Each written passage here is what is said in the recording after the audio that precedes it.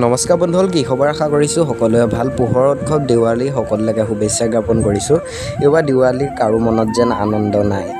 অসমবাসী হিয়াৰ টুকুৰাৰ জুবিন দা আমাৰ মাজত নোহোৱা হোৱাৰ পৰা কাৰো মনত যেন আনন্দ নাই। জুবিন দাই সোনকালে ন্যায় লাভ কৰক, তাৰে কামনা কৰিছোঁ এই ভিডিঅ'টোৰ মাধ্যমেৰে।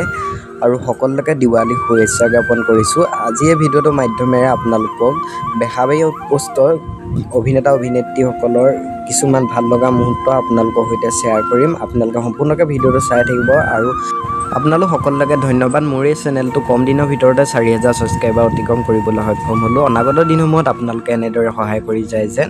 আৰু আজি ভিডিঅ'টো ইমানখিনিয়ে আছিল। আৰু বেলেগ এটা ভিডিঅ' লৈ আহিম আপোনালোকৰ মাজতে, দেৱালী স্পেচিয়েল ভিডিঅ' আপোনালোকে কাইলৈ দিনটোত চাব পাৰিব। নতুন যদি কোনোবা আহিছে চেনেলটো ছাবস্ক্ৰাইব কৰি ল'ব পাৰে। সোনকালে জুবিন দাই ন্যায় লাভ কৰক, তাৰে কামনা কৰিছোঁ। আজি ভিডিঅ'টো ইমানখিনি। অনাগত দিনসমূহত আপোনালোকে বিচৰা খবৰবোৰ মই দিবলৈ চেষ্টা কৰিম। আকৌ বেলেগ এটা ভিডিঅ'ত আপোনালোকৰ মাজলৈ আহিম।